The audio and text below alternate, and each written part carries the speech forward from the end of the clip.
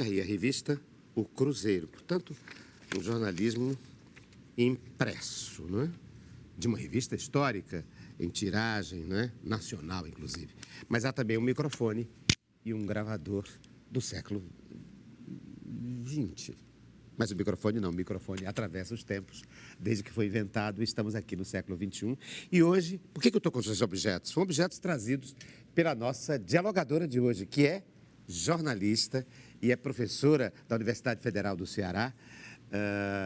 Trabalha, inclusive, no podcast As Cunhãs, na internet, não é? E é coordenadora do curso de jornalismo e extremamente ligada ao telejornalismo.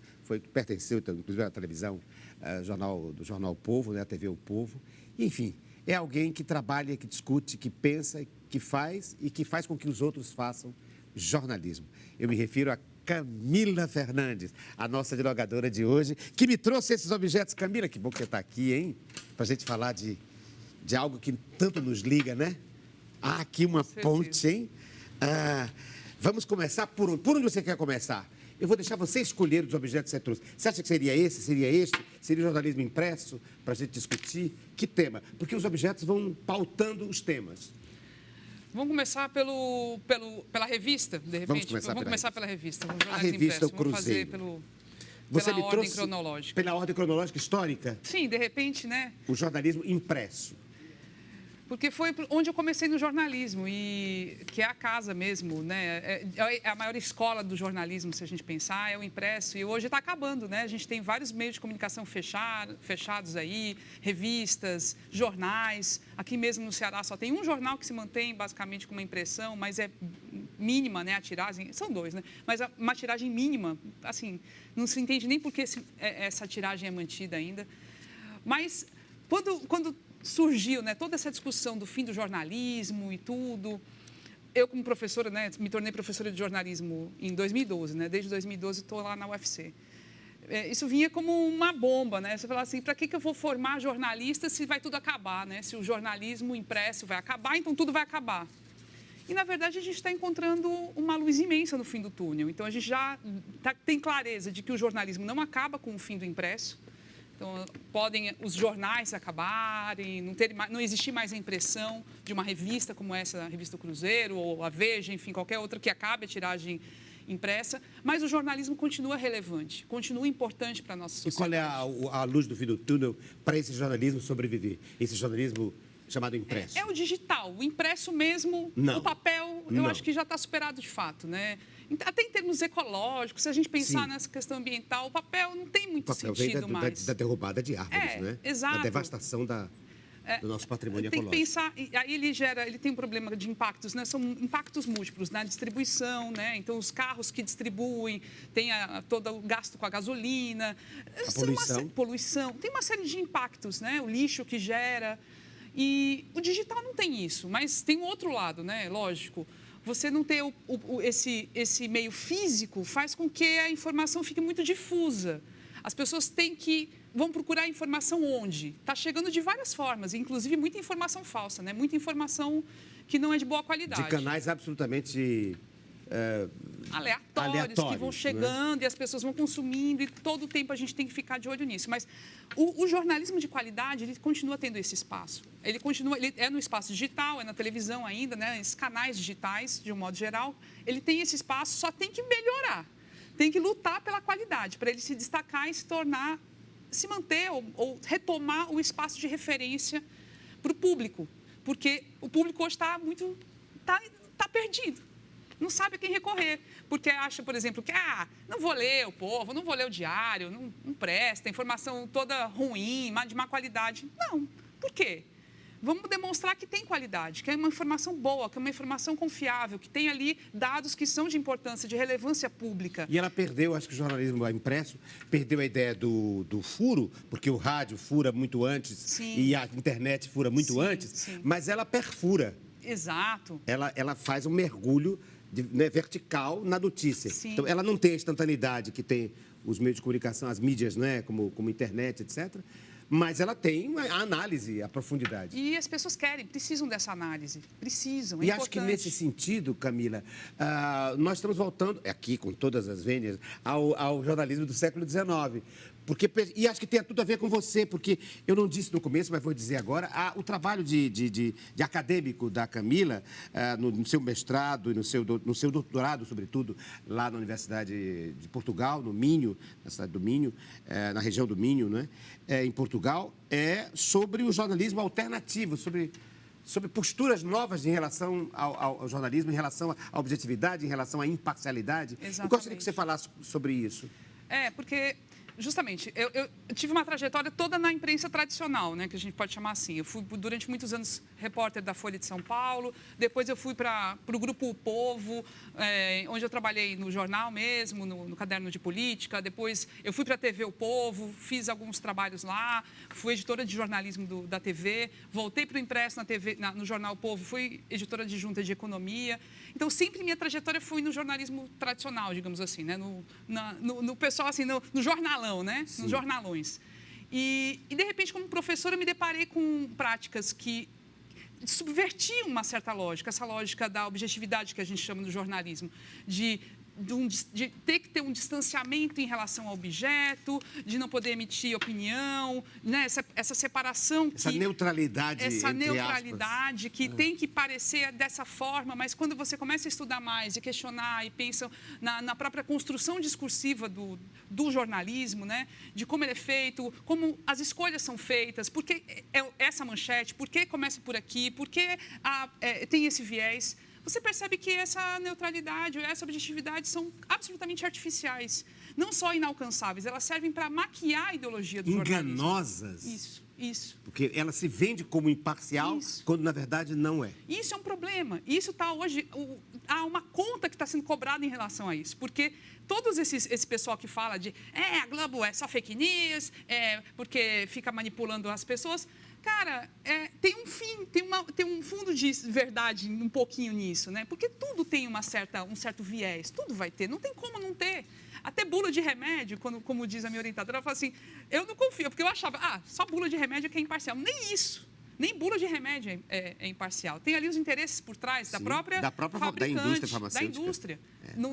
Não é dito tudo que tem que ser dito na boca. E você acha, então, que a resposta a esse fato enganoso do jornalismo, digamos, esse jornalismo inventado dos anos 50 para cá, a resposta a isso seria um jornalismo que eu fiz aqui associação com o jornalismo do século XIX, onde as pessoas se assumiam... Sim. Você tinha um jornal de um determinado partido, de uma determinada linha de pensamento, assumidamente. Sim, de um certo modo, sim, mas sem ser panfletário necessariamente, entendeu? Sim. Porque há uma diferença entre ter um panfleto de divulgação ideológica, pura e simplesmente, e fazer jornalismo. Sim, mas é preciso assumir. Assumir. Eu tenho uma posição. Assumir as posições, dar transparência a isso, dar clareza aos financiadores, dar clareza a quem você está ali respondendo. Sabe? Quais são as suas limitações? É super importante ter essa transparência. É muito difícil de alcançar também uma transparência plena, mas é importante buscar isso.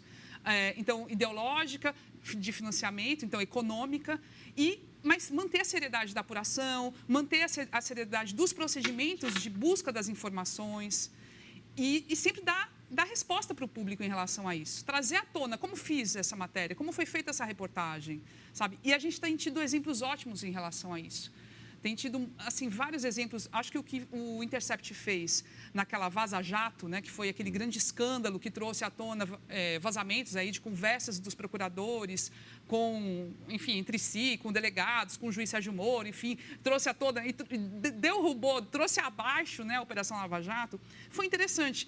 Teve algumas coisas que eles não deram transparência, até certo ponto eles deram algum tipo de transparência, mas o tempo todo eles estavam ali, olha, nós conseguimos esses vazamentos, eles transcreviam na íntegra os trechos, os diálogos todos, e tinha um posicionamento. E tinha um posicionamento. Uhum. Até erro de português, botava tudo. Uhum. E tinha um posicionamento ali, claro, nós estamos aqui porque nós consideramos importante desvendar um mal feito que estava acontecendo. O podcast que vocês fazem, As Cunhãs, É uma resposta também a isso, né? Demais, demais. É um podcast em relação à política, análise de política, mas absolutamente definido, digamos, Total. na sua moldura.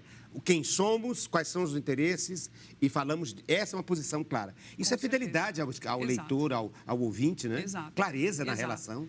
Não e é não fingir. enganosa, por exemplo, como a revista Veja. Veja você, a revista Veja e a revista Cruzeiro. Você me trouxe a revista Cruzeiro. E a revista Cruzeiro é o exemplo de tudo isso, da negação de tudo isso que nós estamos falando. Porque ela foi criada e vendida nos anos... Acho que ela começou nos anos 60, né? Nos anos 60. Exatamente como esse revistão que tinha uma imparcialidade, que ouvia todos os lados, quando nós sabemos que interesses claríssimos, não é? Dos diários associados, do Assis Chateaubriand, etc. E quem não etc. era ouvido, né? E quem nunca foi ouvido? Já é uma escolha não ouvir, sabe? Tem tantas escolhas que são tomadas, né, editorialmente falando. Estou vendo que tem outra, né? Tem aqui. Olha aqui. Por que botar uma foto Escolha. dessas, né? Escolhas. Por que uma foto de uma mulher assim? Por que uma mulher assim? Por quê? Qual o objetivo? Qual a intenção? Se chama hoje de objetivação da mulher, né? De fato... Objetificação seria a palavra.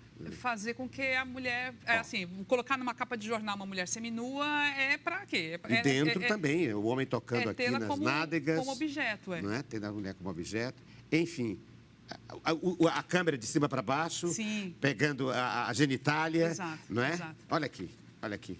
Quer dizer, são opções, na verdade, mesmo que você não que seja uma matéria, digamos, entre aspas, de redação objetiva, sem opinião, não é? Só o fato de estar ali, naquele lugar, com aquela edição, com aquele design, e com aquela foto, com aquela legenda, tudo isso já é. É isso. Tudo isso já é, não é? Já é uma posição. E é engraçado como a gente já tem trabalhado isso na faculdade, com os estudantes, há algum tempo, sabe? Só que eles chegam na redação e as redações continuam com o mesmo discurso. É impressionante como não muda. Mas, aos pouquinhos, algumas coisas vão alterando. Então, acho que a gente viu, por exemplo, nessa pandemia, um jornal nacional, né? O William Bonner, que é o baluarte dessa objetividade, né? Ele sempre, né? Mas ele assumindo ali, né, um posicionamento de falar que, não, nós somos pró-ciência, sim, e nós vamos, assim, tudo que for contra a ciência, a gente vai falar que não é ciência, que não foi comprovado cientificamente, ou mesmo os protestos que foram a favor, né, do golpe militar e tal, considerar esses protestos não como protestos normais, mas como protestos contra a ordem democrática, né, que inclusive são criminosos por isso. Assumir isso já é um começo. Já é um começo, porque assim, até há pouco tempo nem isso fazia. não acontecia. O que continua acontecendo é que toda uma campanha que ainda é determinada em relação a determinada pessoa, cito aqui o exemplo do ex-presidente Lula, e na hora de dizer, foi absolvido em todos os inquéritos, em 20 inquéritos, os minutos que são dados para essa notícia são ínfimos, absolutamente desproporcional. Desproporcional. Para construir é uma forma, para destruir é uma forma, e para construir e para se, como é que chama? Para se redimir. Não, aí não tem o mesmo peso. Aí não tem o mesmo peso. Nunca. Não tem o mesmo peso. Mas quando a gente, por exemplo, quando eu vou falar do podcast, então, eu e mais 2 mulheres jornalistas decidimos fazer esse podcast sobre política. Uma delas é a Inês Aparecida, Inês Aparecida, maravilhosa. Que é espetáculo. Uma figura histórica do jornalismo do Ceará. Exatamente. Né? Foi editora, foi repórter, fez de tudo, foi assessora de políticos. Bonita, ela é espetáculo, é uma trajetória incrível, já está com... já é uma sênior, né? Uma jornalista sênior, mas é espetacular. Parece uma foca. Na linguagem jornalística, foca é iniciante, né? Então, ela parece o tempo todo assim, muito animada, quer fazer tudo.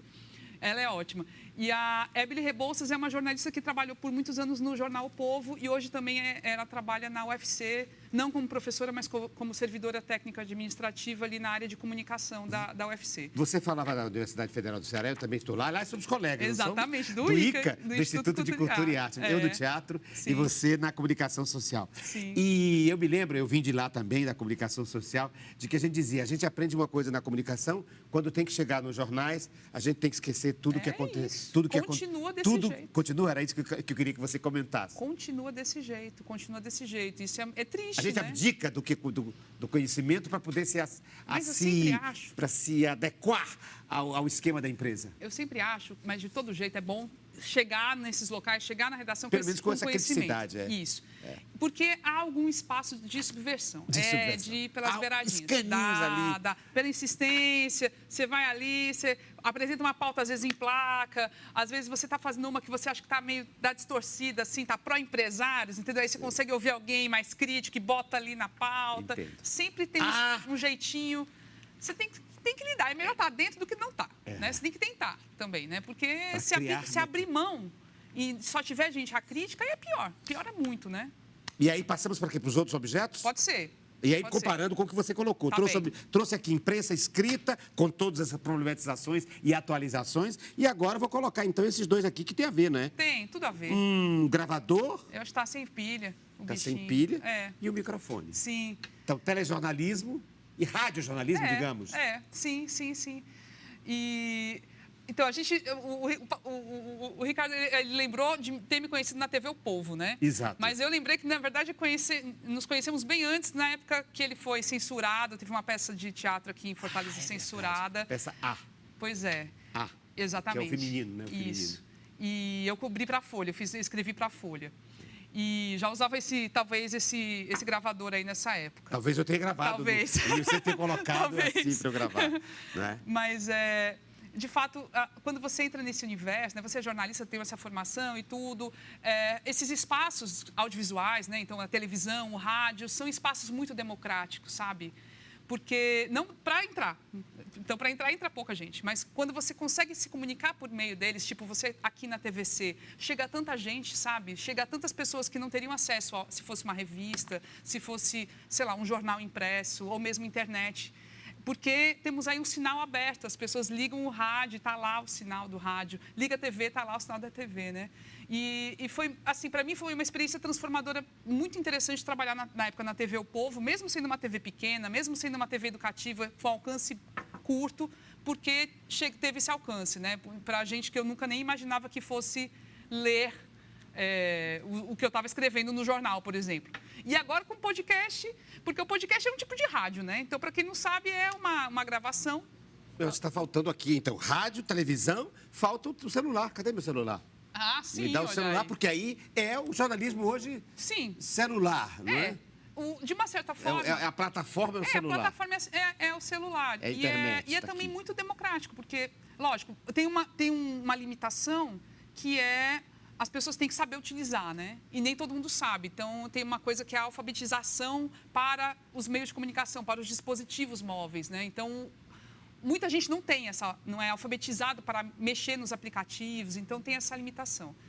Mas, aos pouquinhos, a gente vai ensinando. Tipo, a gente tem muito ouvinte que, assim, pessoas mais velhas, né? Que não sabiam que era um podcast. E aí, por causa do filho, começou a ouvir tudo. E aí, foi aprender a mexer no podcast, a ligar e tal, e a ouvir. E cada vez que surge uma plataforma, um mecanismo, uma mídia, ou um mídia, se decreta a falência da mídia anterior. Sim. E eu estou me lembrando aqui que o rádio foi decretado também como morto.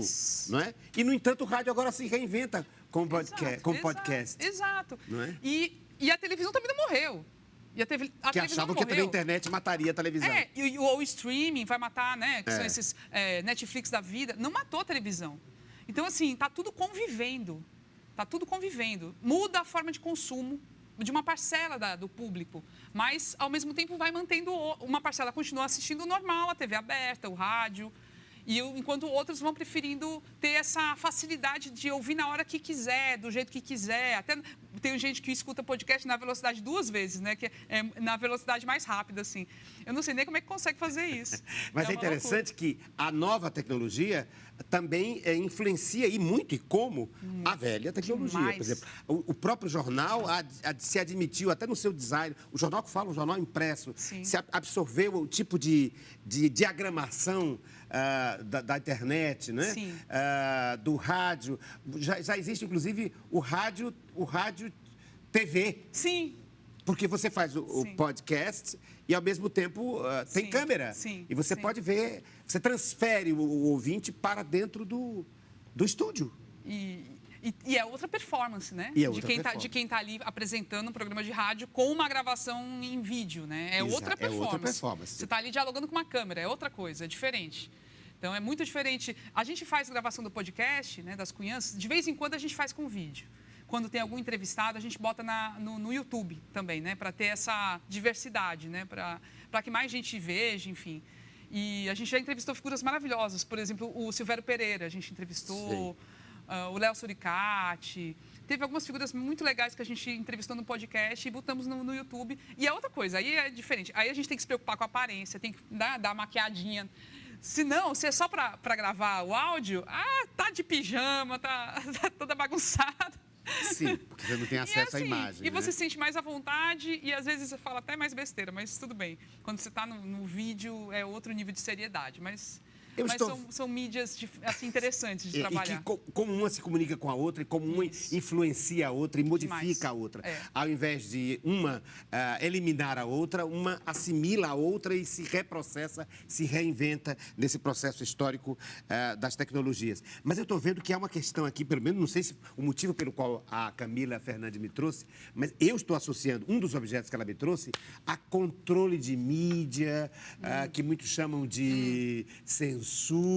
Acho que é um tema, acho que eu acertei. Sim. Ela me trouxe para falar disso. Sim. Acho que sim. Se não for, ela vai dizer agora. Ela me trouxe uma tesoura. Seria para falar de censura ou da tal controle da mídia? Ricardo, é engraçado. É quase assim, parece uma história tão velha, né? Tão assim, como... coisas que se repetem, né? Como assim? Mas, cara, é impressionante. Toda vez que você tem um governo de perfil mais autoritário, a primeira coisa que quer é calar a boca da imprensa. E aí começa com ações, atitudes. Pode ser, primeiro, limitando o financiamento, né? Então, tira o financiamento, tira a publicidade da imprensa. Depois falando que tudo que está ali publicado no jornal X, Y, Z, tudo é mentira, tudo não presta, não leiam mais essas coisas porque não presta e tal.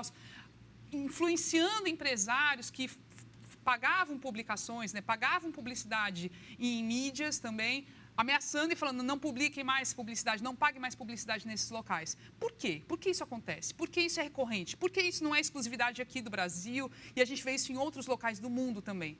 Porque a imprensa incomoda demais. Sem a imprensa, sem o jornalismo, é muito fácil vencer o autoritarismo. É muito fácil destruir a democracia. É um dos passos dessa destruição das relações democráticas num país. Mesmo considerando que temos uma imprensa burguesa, uma imprensa que também tem, digamos, os seus moldes, as suas, né?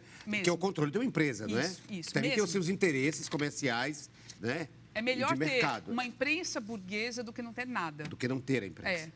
E aí a gente tem que avançar, né? Tem que aprofundar isso. E o avanço seria esse controle da mídia? Não seria o nome controle, mas uma certa não é controle, é regulamentação. Isso. Aí é regulamentação. Isso. Porque aí é o inverso. Porque controle seria uma coisa autoritária, claro. É o inverso. É o inverso disso. Porque o que se buscou fazer em algum momento, já se fez em outros locais, é uma regulação. É você ter um mecanismo regulatório que não seja governamental, mas que seja controlado pela sociedade, por instâncias civis mesmo, gente que se interesse por mídia e tal, que esteja num conselho de regulação e que possa, sim, discutir questões que estão saindo na mídia, tipo esses programas policiais que expõem pessoas que não são criminosos como criminosos, muitas vezes. E por que a mídia, a famosa mídia empresarial, grandona, os jornalões, as grandes conglomerações, reagem tanto contra a regulamentação? Porque aí a liberdade delas vai estar, de uma certa forma, reduzida no sentido de, quando elas querem se favorecer, dar visibilidade para certos temas, que não são necessariamente de interesse público, mas são de interesse delas. Do público delas. Do interesse deles, né, das empresas deles e tal, aí vai ter questionamento, vai ser. Outra coisa é que a regulamentação, me parece, vai colocar, vai ser discutida com a sociedade civil, e um dos pilares dessa discussão vai ser exatamente a não formação de cartéis e de oligopólios, não? Isso. Em qualquer lugar do mundo civilizado, você não pode ter, numa mesma empresa, ter rádio, televisão, jornal, não sei quantos canais no mesmo lugar. É isso. Não é? Programações de caráter nacional, sem respeitar as regionalidades. São questões dessa ordem que vão ser discutidas. Então, não é só jornalismo, tem vários níveis, né? E a gente tem aqui no Brasil um problema sério. A gente não tem uma rede pública de rádio e TV forte. A gente tem emissoras como a TVC, mas que ela não tem um protagonismo ela não tem uma audiência que supere as emissoras privadas. Mesma coisa a TV Brasil, que se tentou uma época construir, de fato, a EBC, né? A Empresa Brasileira de Comunicação, tentou se criar ali uma força, né? E foi, inclusive, está sendo, inclusive, desvirtuada, né? Está sendo totalmente desvirtuada, está sendo destruída. Está virando um instrumento de manipulação de um determinado governo. E em vários países, você tem, por exemplo, a BBC, é pública, né? A rede de TVs, emissoras de rádio e tudo. E o governo não tem ingerência. Você acha que o modelo, então, que poderia... Um modelo a ser estudado, a ser implantado no Brasil, seria o modelo da BBC de Londres? Portugal tem uma situação assim... Alemanha? Também intermediária, porque tem uma rede de TVs e rádios públicas lá em Portugal. É forte, mas não é preponderante também. Ela é intermediária, digamos assim, mas é forte. E o modelo alemão? Forte. O modelo alemão eu não conheço. Mas, assim, das poucas que eu conheço... Assim, na Espanha tem TV pública forte. Assim, você tem que ter também os mecanismos, a mídia pública sendo pública, de verdade, não sendo de governo, sendo pública e forte, para realmente também ter, você permitir uma certa mediação disso. Mas, fora isso, ter a instância de regulação com vários entes da sociedade civil. E, lógico, o governo vai participar, é evidente, mas não sendo quem manda, não sendo quem vai definir as coisas, sabe? E isso é algo que se mantenha, para além de um governo ou de outro. Tem que se manter, tem que ser uma questão de Estado. E não de um governo. E mais do que isso, eu acho que falta, por exemplo, um fundo público para investir em comunicação independente, livre. Um fundo para, daí, a gente superar essa coisa da mídia burguesa. Para a gente ter outras, por exemplo, sei lá, o pessoal do MTST, para conseguir estabelecer uma rede de comunicação forte que eles possam fazer pelo país, ou numa cidade, enfim. Por que não? Sabe?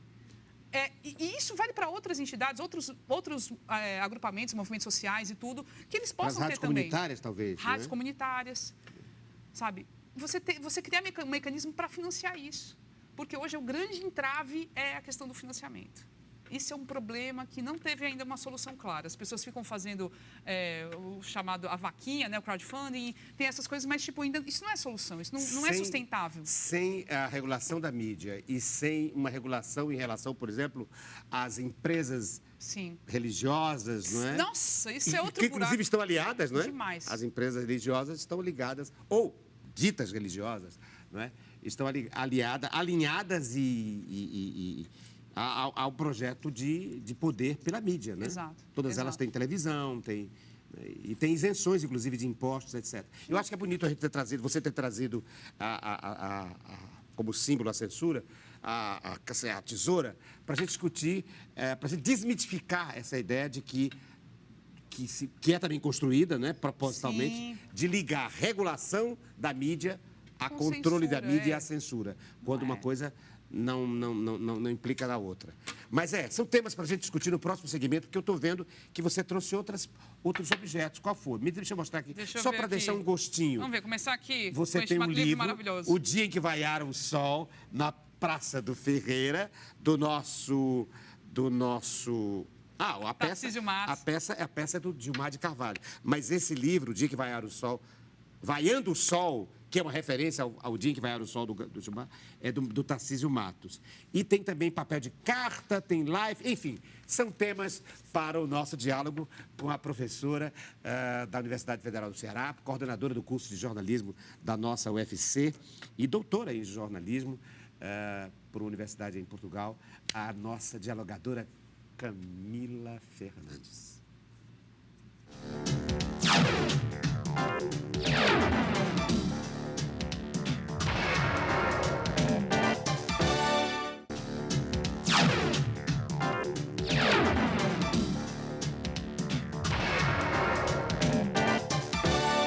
Mídia, esse é o tema, um dos temas do nosso diálogo de hoje. Veja, a mídia impressa, ou a mídia do rádio, né, com gravador, a mídia da televisão com microfone de televisão e câmera, ou a mídia da internet. A mídia da internet. Porque a nossa dialogadora de hoje é professora... Aqui ela, olha aqui. Vem cá, mostra aqui ela. Eu já estou na mídia. É mídia aqui do celular. Né? O celular é um instrumento de jornalismo e ela é a nossa Camila Fernandes, professora da Universidade Federal do Ceará, do curso de jornalismo, coordenadora do curso de jornalismo e professora doutora com mestrado e doutorado em comunicação social. É possível mostrar aqui? Em comunicação social. E a tese dela é exatamente sobre mídias alternativas, a chamada mídia que rompe com aqueles padrões enganosos de imparcialidade e de objetividade jornalística. Que se humaniza muito mais. Mas, além disso, além desses objetos que ela me trouxe, e os objetos vão pautando o nosso encontro, ela me trouxe algo que tem a ver com uma plataforma que também mudou. Do mesmo jeito que ela me trouxe a Cruzeiro, a revista Cruzeiro, dos anos 50, dos anos 60, me trouxe papel de carta e caneta. Por quê? Para pautar o quê, Fernanda? Fernandes, Camila Fernandes. Não tem problema. Hein? Olha, eu acho que assim, quando a gente pensa nos meios, nas mídias, né, hoje a gente de fato tem uma transformação no uso. Então, de fato, antigamente eu cheguei a escrever carta e receber carta de amigo. Cheguei a receber fita gravada com músicas que eram gravadas da rádio, amigo que dava isso de presente, assim. Sim, para você ouvir no... para ouvir no toca-discos, né? Ou no... E hoje as coisas... Então, assim, mudaram um bocado, né? A gente tem até na comunicação, a gente usa um conceito chamado mediatização, porque a vida social está cada vez mais imersa nesses dispositivos de mídia, né? E cada vez mais a gente depende deles. Tudo é feito pelo celular. A gente se comunica demais, né, com muitas pessoas o tempo todo. Então, eu estou no Twitter, converso com todo mundo, falo com um bocado de gente, estou no Instagram, conversando com as pessoas e, ao mesmo tempo, tem esse gelo, que é a falta desse contato, por exemplo, que é propiciado por uma carta, pela letra da pessoa, né? Quando o que eu estou fazendo para você. É isso. Então, é um dilema que a gente vive hoje.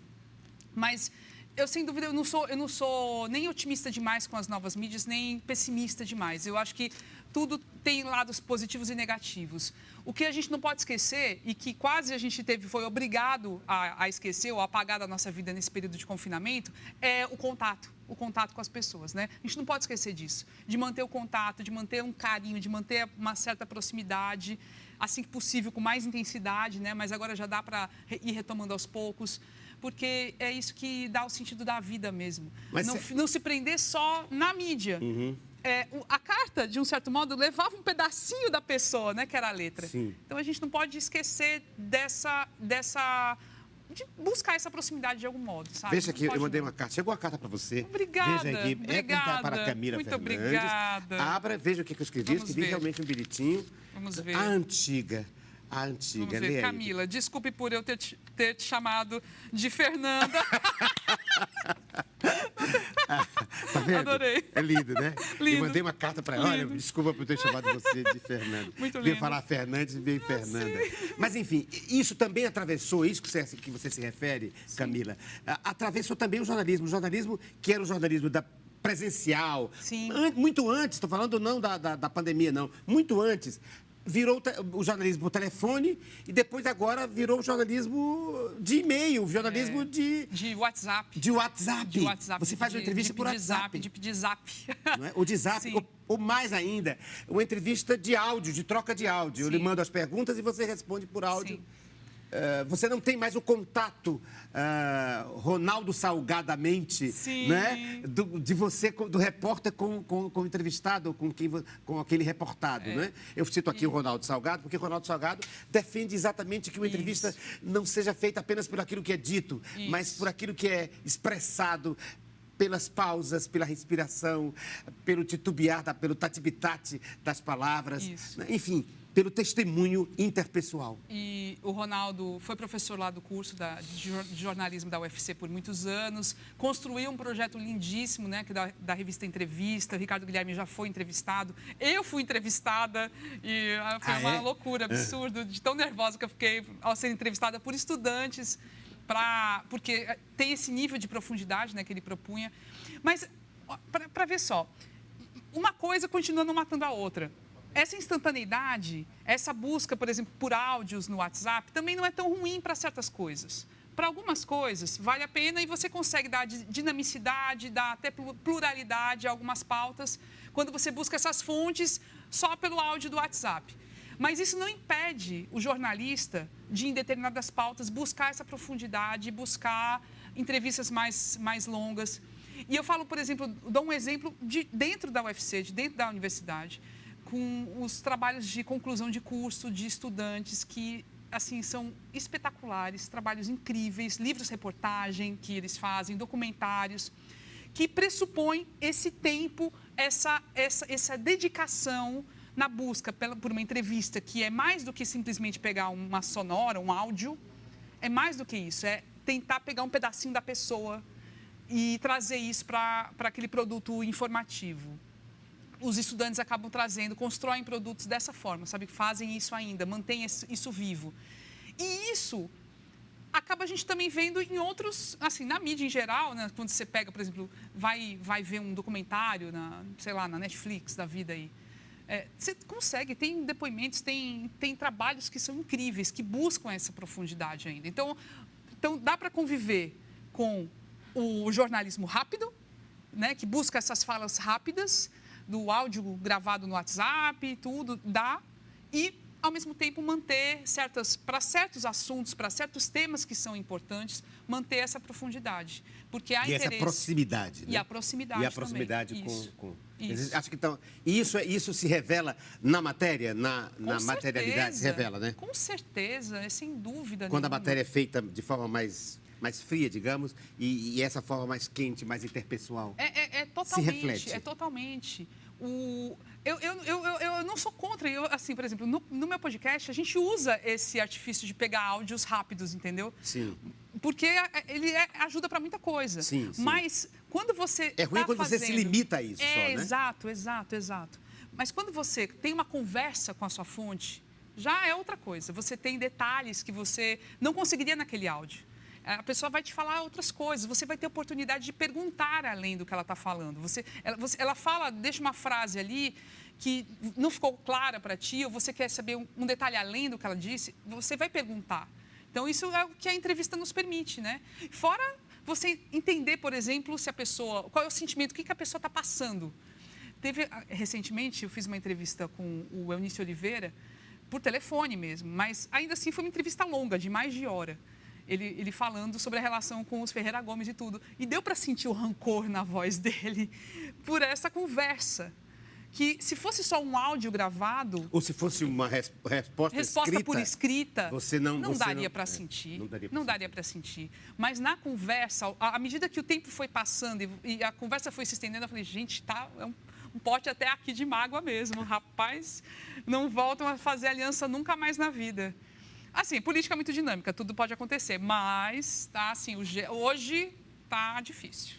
E tudo isso é constitutivo, não é? De uma reportagem, né? De um reportar a alguma coisa. Mas eu estou vendo que ela me trouxe o livro do Tarcísio Matos, Vaiando o Sol, e não sei se o motivo é esse, mas eu associei, porque eu conheço, de longe, mas conheço a Camila, e sei que ela não é cearense, ela é paulista, e ela é uma apaixonada por Fortaleza. E em Fortaleza, o sol, não é a praia, essa luminosidade. Imagino que deve ter sido por isso que ela trouxe o Vaiando o Sol, porque é o contrário disso, né? Mas, ao mesmo tempo, ele vai ao sol, né? É a experiência de 1942, quando os cearenses se juntaram na Praça do Ferreira e vaiaram o sol. Por quê? Porque o cearense gosta de chuva. Então, como eu trabalho como é que chama? Com dialética, com polaridade, eu queria que você falasse, se é que você quer falar sobre isso, sobre essa ideia de que nós gostamos tanto do sol, temos essa claridade única, mas, ao mesmo tempo, somos carentes de chuva, não é? De chuva. Quando eu cheguei, e você veio da chuva, você veio da garoa. Da chuva, do da frio, terra da garoa. Da terra da garoa, um lugar mais friozinho, né? De vez em quando, aquele clima horroroso, né? Instável. E quando eu cheguei no Ceará a primeira vez, em 99, eu fiquei louca, fiquei apaixonada. Nunca tinha saído praticamente ali do Sudeste e cheguei no Ceará e fiquei apaixonada pela luz, pela luminosidade. E a partir disso, sei lá, eu acho que foi algo que me cativou de um jeito que eu busquei todas as formas de ficar, né? Você está de aqui ficando. há quanto tempo no Ceará? Desde 99, então já vai fazer 22 anos, desde o finalzinho de 99. Você é de São Paulo mesmo, Sou capital? de Guarulhos. Aí você é de Guarulhos. É. Pois é, mas lá em São Paulo você diz o seguinte, quando vai chover, você diz, o tempo está feio, está ruim, né? O tempo está feio. Isso. Aqui é o contrário. Isso. Aqui, quando se prepara para chover, a gente diz, está bonito para chover, Isso. não é? E são as pessoas, e é isso, é a junção aqui, o Ceará e Fortaleza mais especificamente, é encantador por isso, porque tem a coisa do clima e tudo, mas tem as pessoas, que são absurdamente incríveis. Tem esse senso de humor, que é irônico pra caramba, e te pega de jeito, assim. Eu já sofri bullying pra caramba também. Não posso nem... do jeito, né, que eu falo. Claro, paulista. Eu vou fazer o quê? Paulista. Mas, mesmo assim, nunca me incomodou. Sempre achei maravilhoso, sabe? E eu passei agora pro doutorado, passei 4 anos fora. Em Portugal, numa cidade que tinha um clima horrível também, parecido com São Paulo. Qual era a cidade? Braga. Em Braga, norte. no Minho, na região do Minho. E também chove muito lá, faz frio quando é frio, faz muito frio. Braga. E quando é calor, parece um inferno de quente. É uma cidade conservadora, num certo sentido. Tem a cidade dos 3 P's, mas eu não vou falar os 3 P's não aqui. Não? Depois eu te conto. Depois você me conta o P? O que é? É coisa dos portugueses, eles têm essas coisas, as piadas deles. Mas lá... É uma cidade, ao mesmo tempo, conservadora, por causa do catolicismo, mas é uma cidade jovem por causa da universidade, né? Tem muito estudante.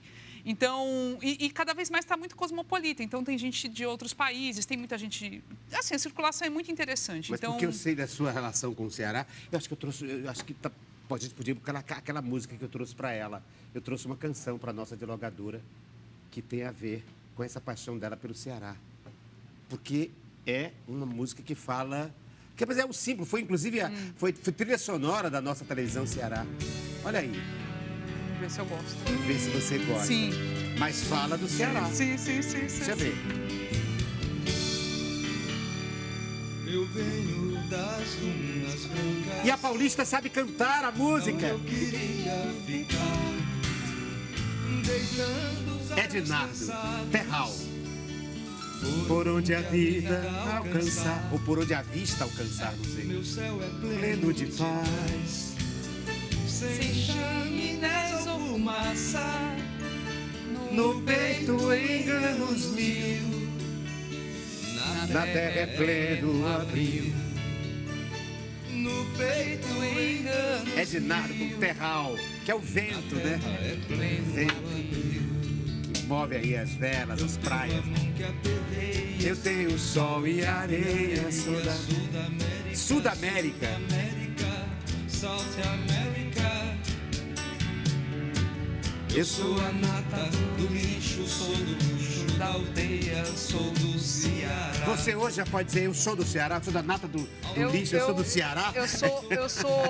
Eu brinquei até no podcast um dia desse, que eu tava atrás de um título de cidadania, né? De cidadã cearense.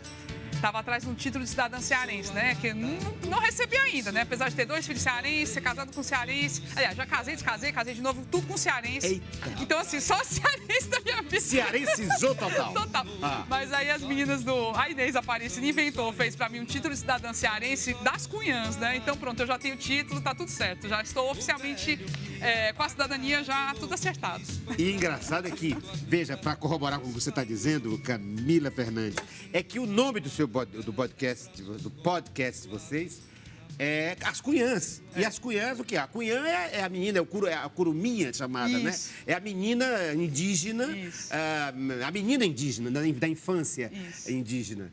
E Cunhã também é o nome de um romance extraordinário do nosso Milton Dias, As Cunhãs, as famosas Cunhãs, que aí já tem outro sentido, não é mais em relação às índias, mas sim às empregadas domésticas, né? Que habitavam as casas dos patrões aqui, né? Que vinham do interior, e muitas vezes eram até assediadas e exploradas, mesmo na infância, com trabalho infantil, as Cunhãs. Então, quer dizer, me parece à toa que o nome do podcast que vocês têm seja As Cunhãs. Não, zero à toa. E assim, a culpa toda é da Inês Aparecida, porque ela chama todo mundo de Cunhã, né? Ela chama.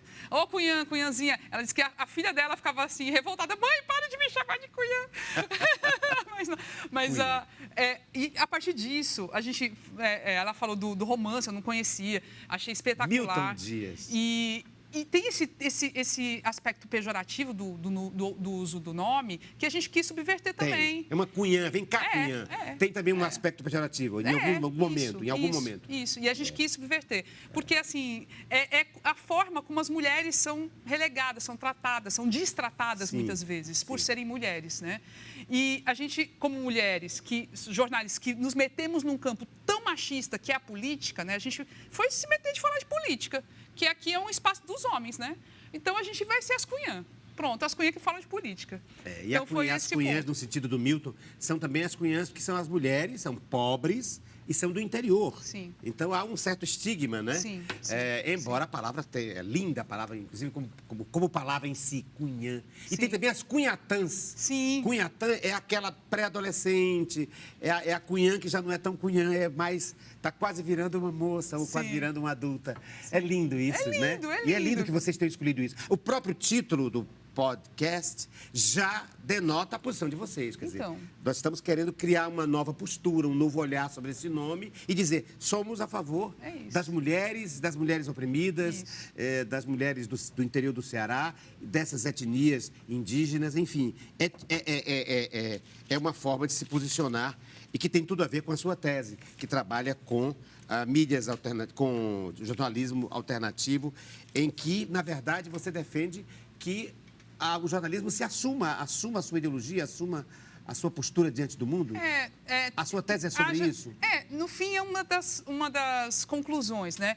A necessidade de assumir posicionamentos, de ter novos valores na prática jornalística, de renovar os valores que hoje ainda são hegemônicos, assim, trocar um pouquinho, mudar um pouquinho esse disco, sabe? Que não está mais funcionando.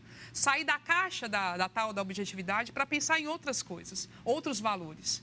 Mas não abrir mão do valor principal, que é a busca da informação, a busca da verdade.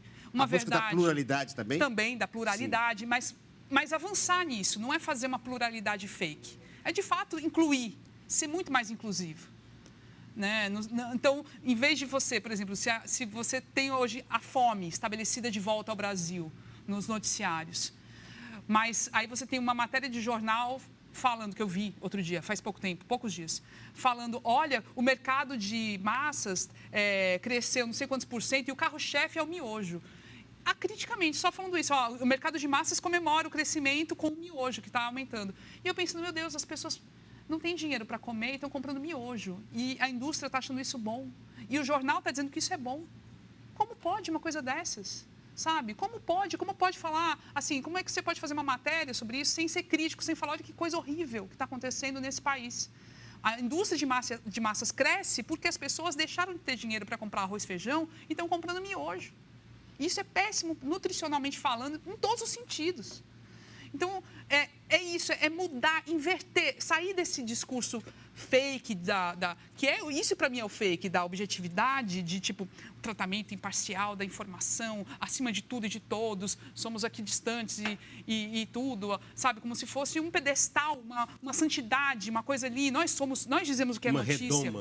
Uma redoma, sabe, que é intocável. Não, e parar com isso e assumir a responsabilidade social que está ali, é inerente à prática jornalística, que devia ser priorizada. É essa a virada que tem que acontecer para retomar a credibilidade do jornalismo. Se não, vou fazer o quê? Toda vez que sai uma matéria dessas do miojo, eu falo, era melhor acabar mesmo isso aí, porque tem condição.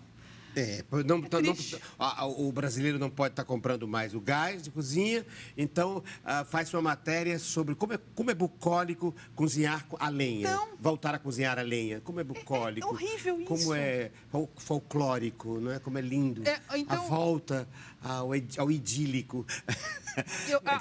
É um viés completamente equivocado. Equivocadíssimo, equivocado e desumanizar E desumano. mesmo, desumano E desumano. demais. Desumano Chegou demais. a hora do objeto surpresa, a troca de objeto surpresa. Ela me trouxe o objeto surpresa, a jornalista, professora do curso de comunicação da Universidade Federal do Ceará, comunicação social, e professora de jornalismo, e coordenadora do curso, a Camila Fernandes, e eu trouxe um para ela. Eu vou passar para ela o meu, que tem, inclusive, uma atividade para ela fazer. Ai, meu Deus. Mas eu vou primeiro vou primeiro olhar, ver o dela. Tá. Eita, é complicado.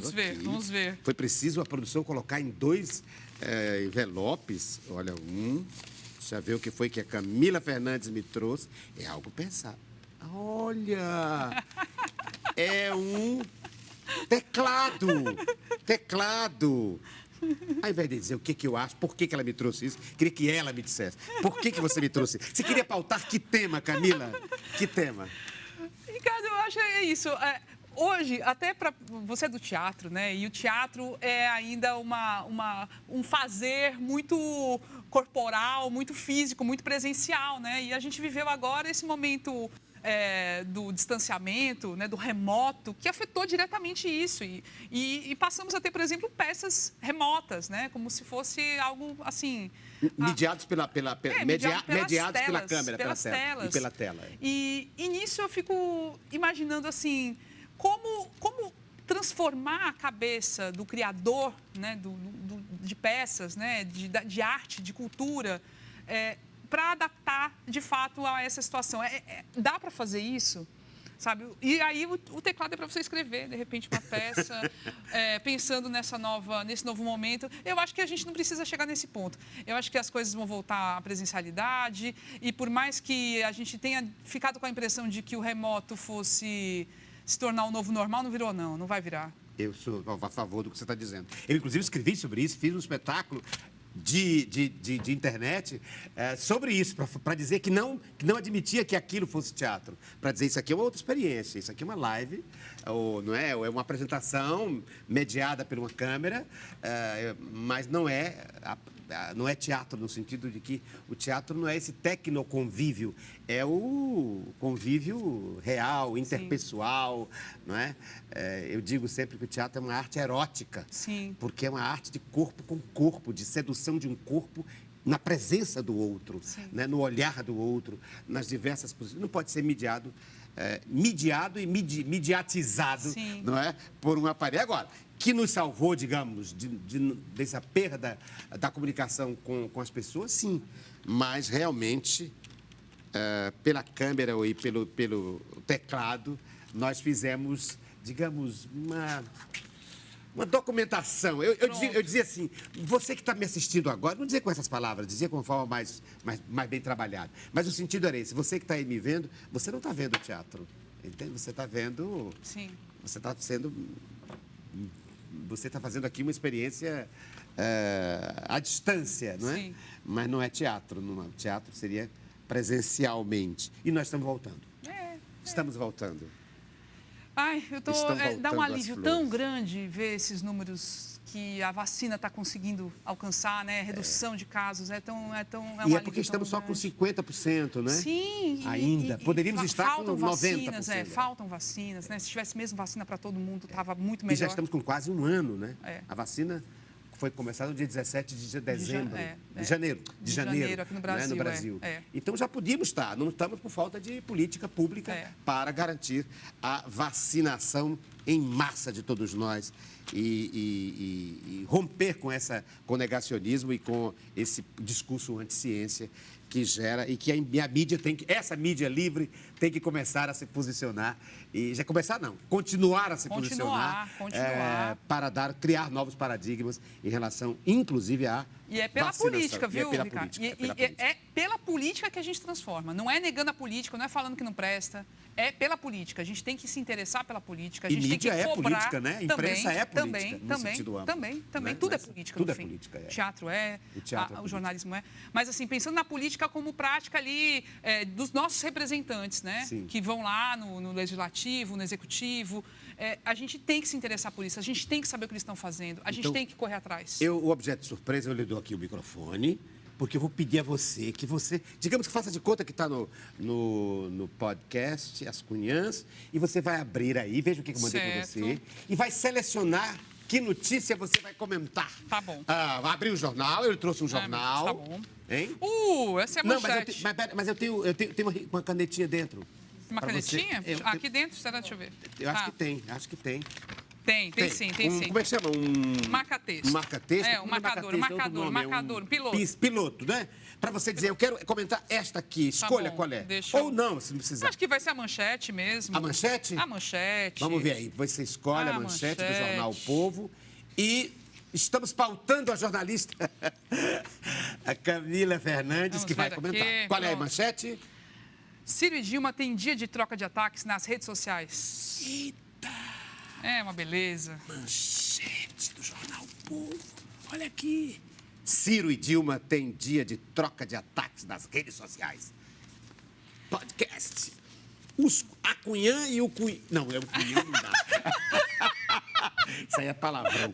A gente chama de curumins, os nossos seguidores. Isso. Sim. O Curumim e a Cunhã, agora num podcast.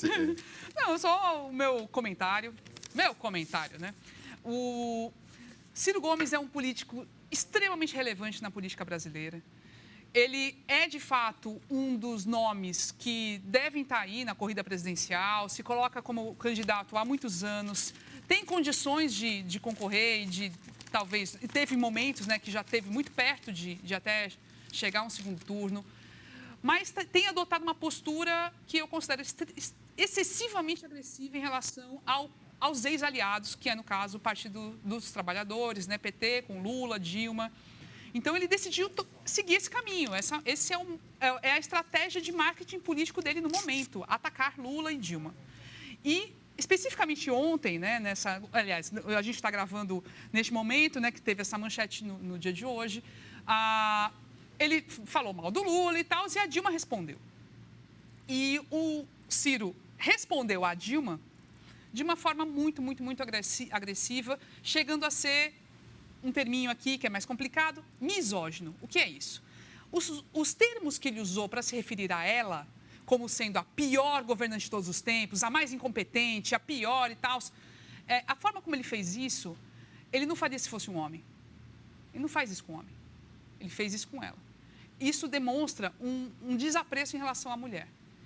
Infelizmente, às vezes, ele não consegue controlar a boca. É só nesse ponto. Então, foi essa a polêmica do dia. Ele já meio que se retratou depois disso. Não retirou tudo que disse, retirou parte do que disse. Mas é triste ver que... Porque a política não precisa chegar nesse nível. A política pode ter divergência, pode ter oposição, pode ter crítica. Mas por que não ter respeito, minimamente? Eu falo assim, respeito mínimo. Sabe? E, às vezes, o Ciro passa do ponto. Microfone, tem que ter microfone. Tá, eu estou no ar, então tem que ter microfone aqui de encenação. Essa foi a fala da nossa convidada de hoje, do podcast Os Curumins. Não, o Curumim e a Cunhã, com a jornalista e professora de jornalismo, coordenadora do curso de comunicação social, do curso de jornalismo, Camila Fernandes, a quem eu agradeço pela presença nesse podcast aqui, inventado, teatral e televisivo. Muito obrigado pela sua presença, Camila. Vamos terminar como, hein, Camila?